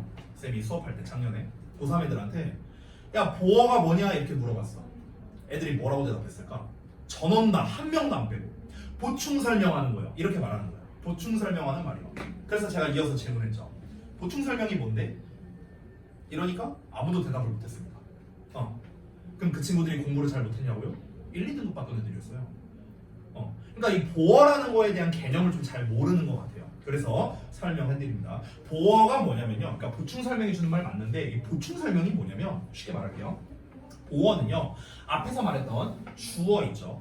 또는 목적어 있죠. 요놈의 상태를 말해주는 겁니다. 상태. 이 주어의 상태가 이러하다. 목적어의 상태가 이러하다. 라고 말해주는 게 바로 보어입니다. 보어. 됐어? 자, 내가 잠깐 하나 써보자면 예를 들어 우리가 she's pretty라는 이런 쉬운 문장이 있어. 그럼 우리가 어떻게 해석합니까? 그녀가 예쁘다라고 해석하잖아. 그지? 그렇게 해석하는데 사실은요 이 pretty라는 놈이 이제 보어거든요. 보어. 그러면은 보어는 뭘 나타낸다고요? 상태를 나타낸다고. 상태. 그러면 해석이 어떻게 되는 게 원래 정석이냐면요. 그녀는 이다. 예쁜 상태가 맞는 거야. 예쁜 상태. 알겠냐? 그녀는 예쁜 상태이다예요. 됐어? 다시 말합니다. 보어는 뭐라고요? 상태예요. 상태. 또 볼까? 예를 들어서 또 쉽게 He is a student. 그는 학생이다. 이렇게 해석하잖아. 그렇지? 그는 이다. 학생인 상태. 됐냐? 그는 학생인 상태이다예요. 됐냐? 정확히 하자면. 그래서 다시 한번 정리합니다. 보어는 뭐라고요? 상태예요. 알겠죠? 이게 핵심이야. 이게 핵심. 자, 제가 여기다가 써놓은 다른 예시를 보여줄게요. 자, 한번 보십시오. She returned alive. 이렇게 나와 있습니다. 그녀가 돌아왔습니다. 해석을 어떻게 한다고요? 살아있는 상태로. 됐냐? 상태라고. 그러면은 얘가 지금 주어죠. 그럼 이 주어에 대한 상태를 말해주고 있는 겁니다. 이 녀석이. 됐어? 그녀가 어떤 상태? 살아있는 상태라고. 알겠냐? 여기 써놨죠. 그녀가 돌아왔는데 어떤 상태라고? 상태가 살아있다고요. alive가 동사 returned 뒤에 나와서 주어의 상태를 말해주고 있죠. 이게 바로 뭡니까? 보어입니다. 보어. 우리가 근데 아까 말했다시피 보어는요. 주어의 상태를 말하거나 목적어의 상태를 말해주거든요. 그래서 주어의 상태를 말해주는 놈을 일명 주격 보어라고 부르고요. 목적어의 상태를 말해주는 놈을 목적격 보어라고 부릅니다. 다 들어보셨죠? 자, 그래서 지금은 주어의 상태를 말해주기 때문에 이 alive를 우리가 주격 보어, 일명 S.C 이렇게 씁니다. 자, 두 번째 예시를 볼게요. I thought the girl pretty. 나는 생각해 그녀가 예쁘다고 이렇게 했어요. 그럼 봐봐. 여기서 내가 그녀에 대해서 생각을 하는데 그 소녀가 예뻐 이런 말이거든요. 그럼 지금 여기서 예쁘다는 거는 앞에 있는 주어 I가 예쁘다는 거예요? 아니면 걸이 예쁘다는 거예요? I야 걸이야? 누가 예쁘다는 거야? girl. 얘가 예쁘다는 거죠. 됐어요? 근데 걸은 주어가 아니잖아요. 어디 있습니까? thought라는 동사 뒤에 나온 목적어입니다. 목적어. 됐어? 왜냐면 내가 그녀를 생각하는 거니까. 맞아요? 목적어도 목적어. 근데 이 목적어의 상태가 어떠하다? 예쁜 상태라고요. 그래서 우리가 목적격 보어라고 부르는 거예요. 이해됩니까? 뭔 말인지? 됐어요? 자, 그래서 여기 설명을 다 써놨다시피 pretty의 목적어가 the girl이야, girl. 이 걸의 상태가 어떠냐? pretty한 상태이다. 예쁜 상태이다. 그래서 목적어를 상태를 설명해주는 보어, 즉 목적격 보어다. 이렇게 말을 하는 겁니다. 됐습니까? 자, 마지막으로 수식어 얘기합니다. 수식어는 아까부터 제가 계속해서 얘기했던 건데 꾸며주는 말이야. 꾸며주는 말. 아까 말했던 그 양상추니 소스니 그 얘기 기억나죠? 그거입니다. 그거. 있어도 되고 없어도 되는 말입니다. 있어도 되고 없어도 된다는 건 무슨 말입니까? 얘가 없어도 문장을 만들 수 있다고요. 됐어? 이걸 좀 부연 설명을 써놓을게요. 여러분도 좀 써주세요. 없어도 문장 만들기가 가능하다는 뜻이라고요. 됐어? 요 내용을 좀 써주세요. 없어도 문장 만들기 가능하다. 필기하고 있냐? 이거 썼어요? 자, 없어도 문장 만들기 가능하다고. 됐죠? 이게 수식어야. 근데 아까 수식어가 하는 역할은 뭐라고 했죠? 정확한 의미 전달의 역할이라고. 정확한 의미 전달. 그냥 I met a pretty girl. 내가 예쁜 소녀를 만났다. 어떤 소녀? 예쁜 소녀. 없어도 된다고. I met a girl. 나는 소녀를 만났다. 이렇게 해도 되잖아. 근데 어떤 소녀? 예쁜 소녀. 됐어? 좀 더 구체적으로 전달하기 위해서 쓰는 거. 이게 수식어입니다. 자, 그래서 수식어까지 이제 제가 성분에 대한 이야기를 다 했는데요. 여러분, 사실 지난 시간에 걸쳐서 오늘까지 제가 설명하고 있는 거는요, 다 영어의 기본, 기초라고 할 수가 있습니다. 이미 이 부분에 대해서 잘 알고 계신 분들도 있을 거예요. 근데 이 다음 페이지에 나와 있는 게 굉장히 중요합니다. 우리가 지금까지 품사와 성분을 알아봤잖아요.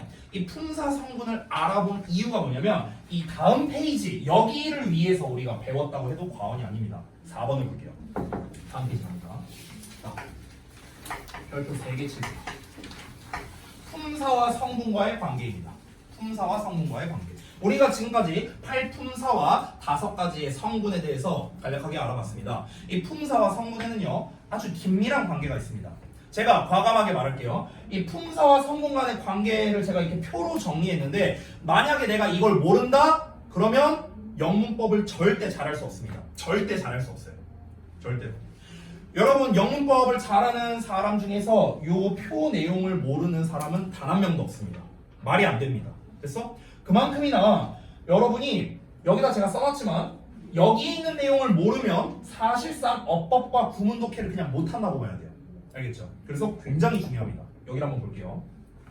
이 화살표가 조금 여러분이 보시기에는 좀 정신없어 보일 수 있어서요, 제가 색깔별로 구별할 테니까 여러분이 만약 색깔펜이 있다면 여러분이 좀 따로 해주시면 좋겠습니다. 자, 명사 대명사는 제가 묶어놨습니다. 그래서 명사와 대명사는 어떤 성분의 역할을 할 수 있는가? 주어의 역할, 그리고 목적어의 역할, 그리고 보어의 역할, 이렇게 3가지의 역할을 할 수가 있고요. 자, 동사는 아까 말했다시피 서술어의 역할을 합니다.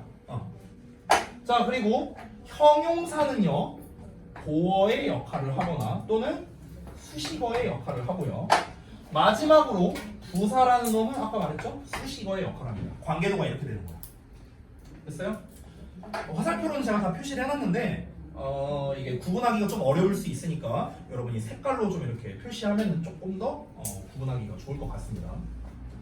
자, 이거를 뭐 이제 좀 표가 아니라 다르게 쓰자면요, 결국에 명사라는 녀석은 주어, 목적어, 보어 역할을 한다. 동사는 당연히 동사, 서술어의 역할을 하고요. 그 다음에 형용사는 보어와 수식어, N이 수식어예요. 자, 그 다음에 부사는 수식어의 역할을 한다. 이렇게 정리할 수도 있습니다. 됐어요? 즉, 이 표의 내용을 이렇게 정리한 거예요. 여기. 자, 여기까지 다 되셨다면요, 이제 설명을 좀 드리겠습니다. 다 쓰신 분들. 15분 남았네요. 얼른 해야겠다. 자, 여기까지 정리가 아직 안 되셨습니까? 아직 쓰고 계신 분들이 많네요. 그리고 요 기호들 있죠. 기호들, 명사, 동사, 형용사, 부사 이렇게 써놓은 이 기호들 있죠. 이 기호는 여러분께서 꼭 좀 외워주시기 바랍니다. 알겠죠? 자, 다 쓰신 것 같으니까 설명을 좀 드릴게요. 아까 저 왼쪽을 보세요. 여기 봐봐. 제가 아까 명사, 대명사, 동사, 형용사에서 반 잘랐고요. 부사, 전치사, 접속사, 감탄사를 또 이제 반을 잘랐습니다. 이제 이 이유를 설명해 줄게요. 잘 봐. 우리 방금 전에 성분 배웠거든요. 5개의 성분. 자, 성분의 종류는 주어, 동사, 서술어, 목적어, 보어, 수식어 이 5개 있었습니다. 맞죠? 5개가 있는데 수식어라는 거는 추가로 쓰는 말이라고 했죠. 아까 제가 뭐라고 했습니까? 얘 없어도 문장 만들 수 있다라고 했습니다. 그러면 이 수식어를 제외한 나머지 4개, 이 나머지 4개가 뭐냐면요, 필수 요소입니다. 필수 요소. 얘는 추가 요소입니다. 이게 무슨 말이냐? 필수 요소, 추가 요소가 뭔 말이냐? 문장을 만드는데 필수라고요. 얘네는요. 없으면 문장 못 만들어요. 되니? 무슨 말이다 이게? 없으면 문장을 만들 수가 없다고요. 됐어? 이런 말이라고. 추가 요소는 말 그대로 없어도 문장 만들 수 있는 거야. 여기까지 왔어? 그럼 얘들아 잘 봐봐. 잘 봐봐. 그래서 엄청난 비밀이 나옵니다. 보시면요, 주어, 동사, 목적어, 보어가 다시 한번 문장을 만들기 위한 필수 요소라고 했잖아. 잘 보세요. 그럼 여기를 봐봐. 요걸 봐도 돼요. 주어, 동사, 목적어, 보어를 만들 수 있는 이 역할을 하는 품사가 뭔지를 보십시오. 자, 주어, 목적어, 보어, 동사, 보어 이렇게 체크했죠? 수식어는 필수 요소 아니니까 뺐습니다. 그럼 잘 봐봐. 주어, 동사, 목적어, 보어에 체크했는데 얘네의 역할을 하는 품사는 몇 개밖에 없습니까? 하나, 둘, 3개밖에 없습니다. 명사, 동사, 형용사입니다. 근데 명사에는 뭐도 포함되냐면 대명사도 포함입니다. 대명사도. 그러면 명사, 대명사, 동사, 형용사죠. 여기 볼래요? 명사, 대명사, 동사, 형용사 보이십니까? 보이죠? 그러면 결국에 요 4가지 품사는요, 문장을 구성하기 위한 필수 품사가 됩니다. 필수 요소. 그래서 문장을 만드는 데 있어서 필수가 요 4마리였고요. 나머지 4마리는 필수가 아니라 추가적인 요소가 되는 겁니다. 됐습니까? 이렇게 우리가 정리할 수 있는 겁니다. 내가 만약에 문장을 만들고 싶다, 뭐만 써서 만들 수 있어요? 명사, 동사, 형용사 3개만 써도 만들 수 있다는 거예요. 문장을 만들고. 됐어? 문장을 만들고. 저 3개만 쓸 수 있다고. 3개만 쓰면 만들 수 있다고. 되냐? 자, 여기 지워도 되나? 여기 오른쪽 지워도 돼요? 여기 지울게요. 그러니까 제가 계속 이제 오늘 햄버거 비유를 많이 들 거라고 했잖아요. 봐봐. 그 햄버거를요, 문장이라고 한번 해보세요. 문장. 햄버거도 완성품이잖아. 문장도 완성품입니다. 그럼 햄버거에 들어가는 가장 기본 재료들을 써볼게요. 기본 재료들. 자, 예를 들어볼게요. 예를 들어서 빵이 있습니다. 고기가 있어요. 패티라고 할게요. 패티가 있습니다. 자, 사실 얘네가 가장 기본 재료죠. 이 빵과 고기에 해당하는 게 우리 영어 문장으로 따지면 뭐냐면요, 이게 바로 주어와 동사입니다. 됐어요? 그러면 결국 이 말은 뭐냐면요, 문장을 만드는데 필수 요소는, 더더욱 필수적인 요소는 주어와 동사라는 겁니다. 됐어요? 일단 얘가 기본값이란 거야. 기본값. 이것만 있어도 햄버거 만들 수 있잖아, 기본적으로. 자, 근데 여기서 제가 질문을 하나 할게요. 내가 만약에 치즈버거를 만들고 싶어. 그럼 치즈버거를 만들려면은 필수 요소가 뭡니까? 빵과 패티랑 또 뭐가 필요해요? 치즈가 필요할 거 아닙니까? 그렇죠? 만약 이게 없어요, 그럼 치즈버거 만들 수 있어요? 못 만들잖아. 그렇죠? 그러면은 이 치즈라는 놈은 뭡니까? 치즈버거를 만들기 위해서는 필수죠. 여러분 햄버거 만들 때 양상추버거 이런 거 있습니까? 이런 거 없잖아요. 그렇잖아. 그러니까 양상추는요, 애초에 메인 디시가 아니에요. 메인이 아니야. 근데 치즈버거는 메인이 될 수 있죠. 그렇죠? 그러면은 이 2개를 가지고 햄버거를 만드는 게 기본이긴 한데, 특정 버거를 만들고 싶어. 특별한 버거를 만들고 싶어. 그럼 그때는 우리가 뭐가 필요하다? 특별한 재료가 필요한 겁니다. 그 특별한 재료가 뭐냐? 바로 보어나 목적어 이런 놈들에 해당하는 거예요. 이해돼요? 또는 예를 들어서 내가 만약에 불고기 버거를 만들고 싶어. 그럼 불고기 소스라고 한번 쳐볼게요. 불고기 소스. 야, 내가 불고기 소스를 안 넣고 불고기 버거 만들 수 있어요? 못 만들잖아. 그렇죠? 그래서 불고기 소스를 넣어야만 또 역시나 불고기 버거를 만들 수 있습니다. 그게 바로 목적어다. 이렇게 생각합니다. 됐어? 그럼 내가 조금 업그레이드 해볼게. 예를 들어서 더블 불고기 버거를 만들 거야. 더블 불고기 버거. 그럼 불고기 패티를 몇 개 넣어야 돼요? 2개 넣어야 되잖아. 그치? 근데 2개인데 내가 1개 뺐어. 그럼 이거 뭐야? 사기친 거죠. 그죠? 그럼 이거는 올바르게 나온 게 아니죠. 잘못 나온 햄버거잖아. 그렇죠? 그러면 마찬가지입니다. 목적어가 두 개가 필요한 상황이 있어요. 근데 거기서 목적어 한 개를 빼버렸어. 그러면 이거는 제대로 나온 거냐? 아니다. 잘못 나온 문장이다. 이렇게 생각하는 겁니다. 아셨습니까? 자, 그럼 이거를 가지고 우리가 문장의 오형식을 가볼게요. 자, 이제 본격적으로 가볼게요.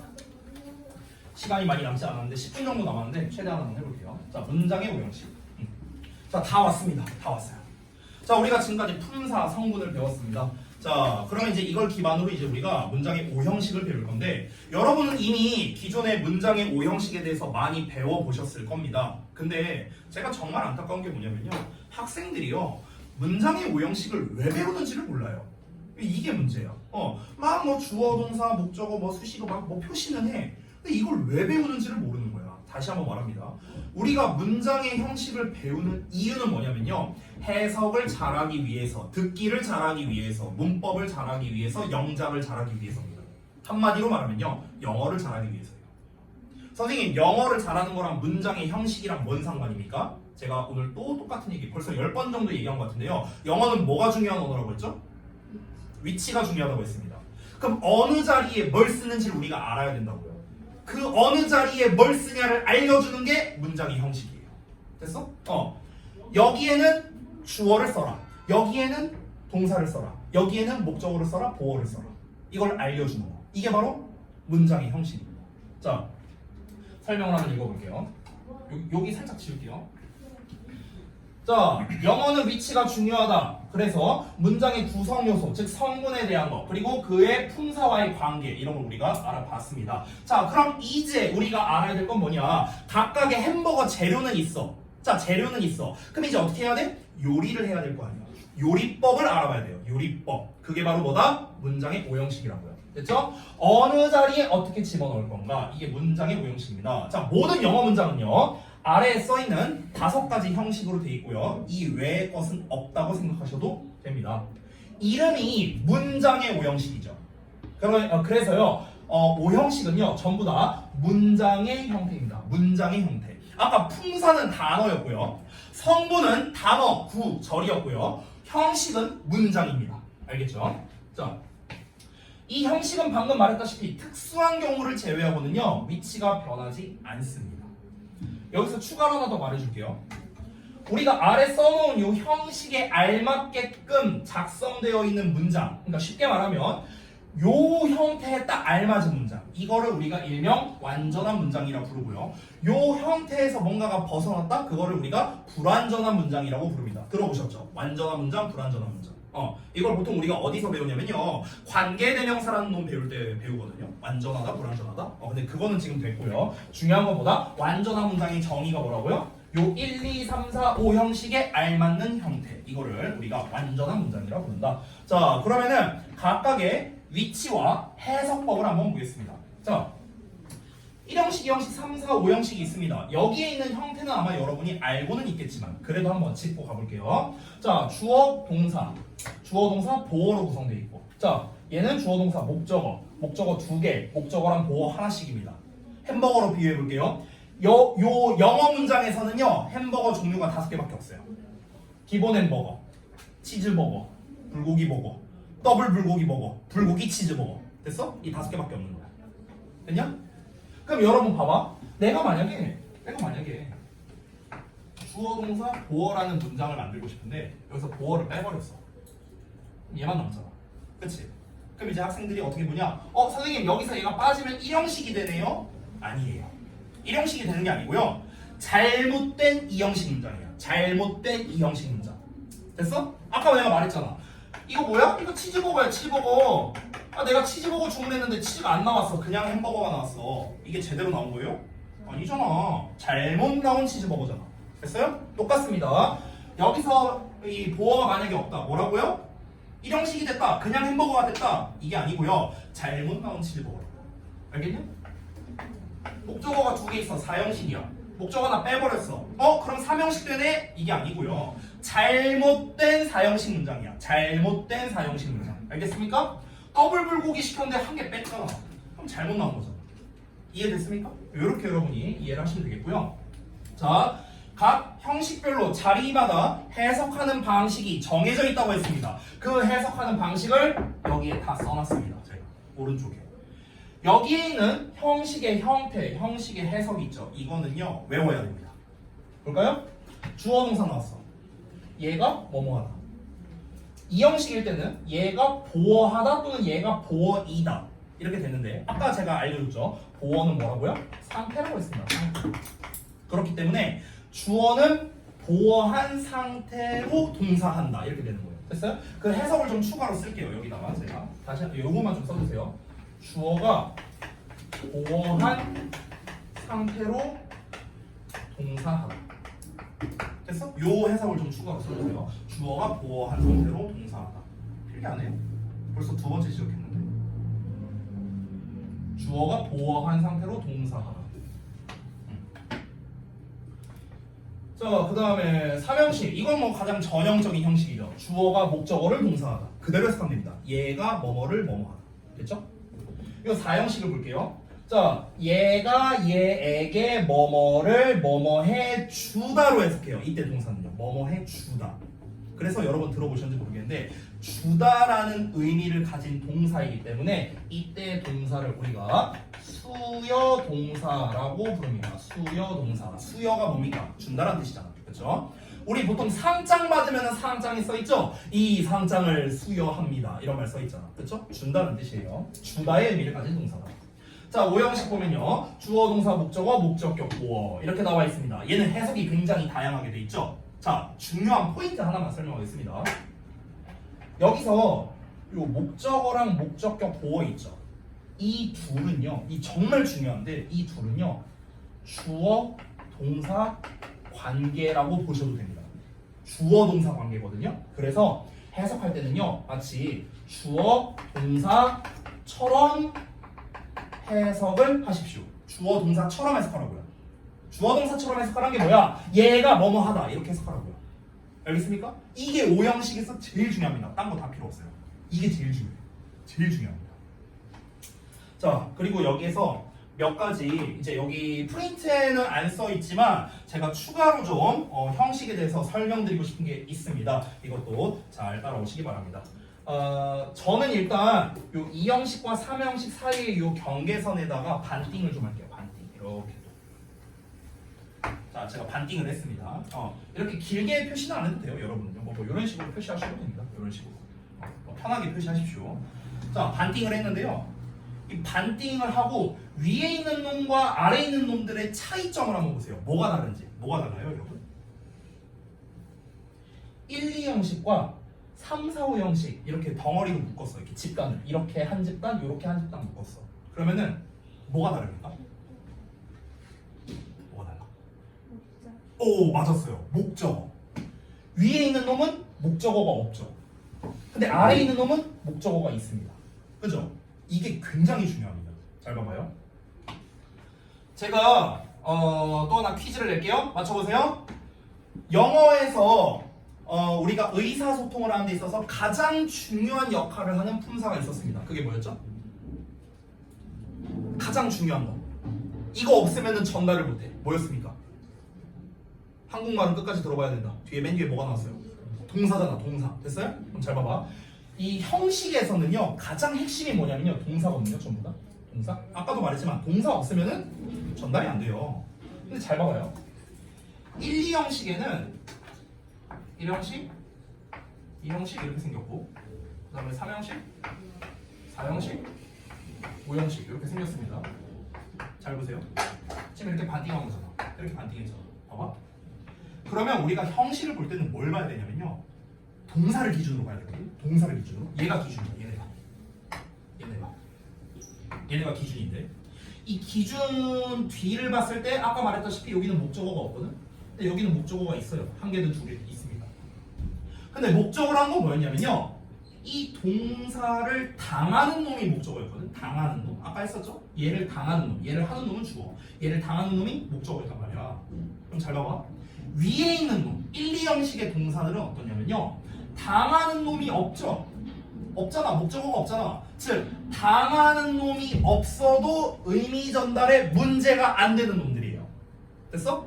당하는 놈이 없어도, 즉 목적어가 없어도 의미 전달에 아무런 문제가 없는 동사들입니다. 그래서 우리가 일명 이 1, 2형식에 쓰이는 이 동사 있죠, 동사. 여기는 필기할 필요 없어요. 여기만 쓰세요. 이 1, 2형식에서 쓰이는 동사를 우리가 뭐라고 하냐면요, 자기 자신만 있어도 의미 전달이 가능한 동사거든요. 자기 자신만 있어도 의미 전달이 가능한 동사. 그래서 일명 이걸 뭐라고 부르냐?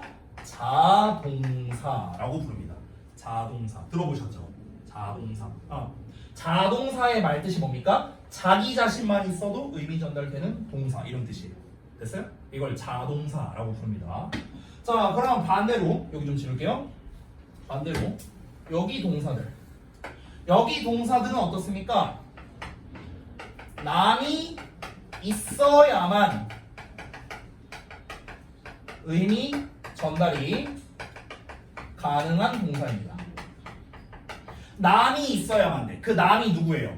목적어잖아, 목적어. 그쵸? 남이 있어야만, 당하는 놈이 있어야만 의미 전달이 됩니다. 그래서 우리가 한자로요, 남 타자를 써서 타동사라고 부릅니다. 타동사. 됐어?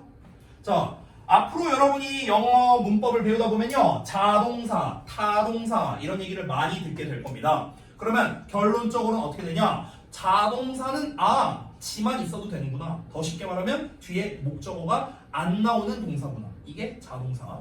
타동사는 남 타자를 써서 남이 필요하구나. 즉 목적어가 필요하구나. 그래서 타동사 뒤에는 목적어가 나오는구나. 이렇게 여러분이 이해를 하시면 됩니다. 되셨습니까? 이렇게 정리하시면 됩니다. 자, 그래서 지금까지 제가 지난 시간에 걸쳐서 품사, 성분, 형식에 대해서 쭉 길게 설명드렸습니다. 여러 가지 이제 많이 설명드렸는데요. 제가 핵심적인 거를 추려서 다시 전달하고 숙제 말씀드리고 마치도록 하겠습니다. 자, 핵심적인 거 다시 한번 전달합니다. 자, 영어라는 언어는요, 우리나라 말과는 아예 다른 언어입니다. 우리나라 말과는 다르게 뭐가 중요하다? 위치를 잡는 게 중요하다. 왜냐면 자리마다 해석이 다르기 때문입니다. 이제 우리는 그거를 알게 됐습니다. friend를 주어 자리에 쓰면 친구는, friend를 또 요 자리에다 쓰면 친구를, 또 요 자리에 쓰면 친구에게, 또 요 자리에 쓰면 친구를 위해서, 전부 다 해석이 달라지죠. 위치에 따라 해석이 결정되는 언어이다. 그래서 우리는 위치를 잘 잡아야 됩니다. 그 위치의 최종 버전이 뭐다? 바로 문장의 오형식인데, 이 오형식에 대해서 제대로 이해하기 위해서 이 각각에 대한 성분과 이 성분을 또 이해하기 위해서 각각의 품사에 대해서 우리가 학습을 해본 겁니다. 자, 그러면 우리가 이 구문 분석이라고 하는 요 놈들을 제대로 할 수 있다면 이거에 대입해서 해석만 하면 되겠네요. 됐나요? 그래서 하나도 어렵지 않게 되는 겁니다. 이제 단어만 알면 되는 거예요. 우리가 요거를 제대로 안다면. 그래서 여기 지금까지 배웠던 이 Essential Grammar의 내용이 대단히 중요하다. 이거조차도 잘 안 되는 분들이 되게 많습니다. 그러다 보니까 감으로 해석하는 거야. 대충 때려 맞춰서 해석하는 거죠. 제가 첫 시간에 요거를 질문을 했었는지 기억이 안 나는데, 이거 혹시 질문했었나 내가? I have a book. 이거 했었냐 내가? 했었죠. 나는 책을 가지고 있다 했어. 그렇죠? A book I have. 이러면은 나는 책을 가지고 있다가 아니라고 했습니다. 위치가 달라졌죠? 해석이 달라집니다. 여기서는 그때 말했다시피 얘가 이렇게 꾸며주거든요. 그래서 내가 가지고 있는 책이라고 해석을 합니다. 지금 보시는 것처럼 똑같은 단어를 써도 위치에 따라서 해석이 달라진다는 거. 그래서 위치마다 우리는 해석하는 법을 익혀야 된다. 정리할게요. 그래서 여러분은 앞으로 영문법을 배우면서 뭘 여러분은 익혀야 되냐면요. 잘 들으십시오. 이내가 여러 가지를 막 배울 거 아니냐. 뭐 예를 들어서 뭐 시제도 배울 거고요. 뭐 투부정사, 동명사, 분사, 뭐 가정법, 관계대명사 여러 가지 문법이 있잖아. 그 여러 문법을 배울 때 여러분은요 이거를 기억하십시오. 요거는요 그 프린트 맨 앞면에 빈 공간이 있으면 좀 써주십시오. 영문법 학습 시 필수라고 하겠습니다. 영문법 학습 시 필수로 우리가 배워야 되는 게 있습니다. 세 가지입니다. 첫 번째, 내가 지금 배우는 문법의 품사가 뭐냐? 명사냐, 대명사냐, 동사냐, 형용사냐, 부사냐. 품사를 알아야 됩니다. 두 번째, 품사를 알았으면 뭘 알아야 됩니까? 위치를 알아야 됩니다. 위치, 자리가 어디냐? 어느 자리에 써야 되냐? 얘를. 됐어? 주어 자리냐, 동사 자리냐, 목적어 자리냐, 보어 자리냐, 수식어 자리냐. 됐어? 자리를 알아야겠죠. 영어에서 자리가 중요하니까. 자, 마지막으로 우리말로 해석을 어떻게 하는가? 됐어? 요거를 알아야 됩니다. 이거를 모르면 여러분은 그 문법을 안다고 할 수 없습니다. 관계대명사가 뭐야? 딱 물어봤어. 그럼 여러분은 뭐부터 알아야 돼? 관계대명사의 품사가 뭔데? 관계대명사를 어디다 써야 되는데? 관계대명사는 해석이 어떻게 되는데? 최소 이 세 가지를 알아야 돼요. 이걸 하나라도 모른다? 그 문법 모르는 거예요. 알겠어? 요거를 기억하는 거를 꼭 여러분이 필수로 좀 삼아주셨으면 좋겠습니다. 자, 오늘 수업 고생 많이 하셨고요. 숙제 말씀드리고 마치도록 하겠습니다. 자, 숙제는요, 지난번에 했던 프린트랑 똑같은데요. 똑같아요. 일부러 제가 똑같은 걸로 준비했는데, 지난번에는 품사만 쓰는 거였거든. 근데 이번에는 품사와 문장 형식과 해석까지 전부 다 쓰는 게 숙제입니다. 그래서 그걸 드리도록 할게요. 똑같은 거기 때문에 여러분이 그래도 조금 수월하게 하실 수 있을 거라고 생각을 합니다. 자, 답지는 지난번과 똑같긴 한데요. 혹시 몰라서 제가 한 부 더 준비했으니까요. 답지도 좀 챙기시기 바랍니다. 이미 가지고 계시면 뭐 상관없긴 한데요. 자, 그래서 숙제 말씀드립니다. 오늘이 2월 14일이죠. 자, 오늘은 나가는 숙제가 두 가지입니다. 첫 번째, 방금 전에 나눠드린 구문독해 프린트 있죠. 이거를 전부 다 뭘 하냐면요. 자, 일단은 품사를 작성하십시오. 전부 다. 자, 그리고 그 문장 성분 표시를 하시면 됩니다. 문장 성분 작성하면 됩니다. 성분을 작성하라는 건 이제 주어 동사 얘네들 말하는 거예요. 자, 그 다음에 해석까지 하시고요. 다 하고 난 다음에 채점하고 틀린 거 수정하면 됩니다. 틀린 거 고치기. 자, 여기까지가 첫 번째 숙제입니다. 하나 더 있어요. 두 번째는 뭐냐면 우리가 지금 이제 지난 시간에 걸쳐서 배운 게 이제 Essential Grammar입니다. 그래서 요 Essential Grammar 프린트 제가 두 세트가 있죠, 여러분이. 자, 그래서 Essential Grammar 프린트를요, 내용 학습을 해오십니다. 내용 학습. 다음 시간에 개념 테스트 볼 겁니다. 오늘 본 것처럼요. 개념 테스트 실시할 거고, 여기에서 제가 여기다 써둘게요. 이 개념 테스트, 이 테스트를 보고 나면요, 여러분의 평가를 여기다가 씁니다. A부터 D까지 제가 작성을 하는데요. 제가 여기다 미리 말할게요. B 미만자는요, 제 시험 볼 겁니다. B 미만자. 이 B의 기준은 제 주관입니다. 그래서 B 미만자는 제 시험 볼 겁니다. 통과할 때까지. 담임이 바뀌어도요. 바뀌는 게 아니죠. 엄밀히 말하면. 다음 주부터 천우쌤이 하십니까? 누가 하든 간에 이건 무한 제 시험 볼 겁니다. 통과할 때까지. 아시겠죠? 그러니까 여러분이 학습을 좀 잘 해와 주시기 바랍니다. 너무 중요한 내용이어서 그래요. 어떤 부분을 위주로 학습하시면 되냐면요. 당연히 전체적인 내용을 다 학습해야 되는데, 그 파란색으로 제가 이렇게 체크를 해놓은 부분이 있을 겁니다. 그 프린트에 보시면요. 그 부분을 위주로 공부하시면 됩니다. 근데 거기만 공부하면 안 돼요. 다 해야 됩니다. 다. 예를 들면 방금 여기는 내가 파란색으로 표시를 안 해놨잖아. 그렇죠? 근데 내가 이걸 시험을 안 낼 리가 없잖아요. 그렇죠? 그러니까 그 7페이지 정도 될 겁니다. 아마 이거를 여러분이 좀 철저하게 공부를 하시고, 여러분이 모르는 부분 위주로 하시면 돼요. 내가 알고 있는 부분은 굳이 또 볼 필요가 없고요. 잘 모르는 부분들 위주로 보시면 되겠습니다. 됐죠? 자, 수고들 많이 하셨고요. 다시 이동하셔서 다음 테스트 보시기 바랍니다.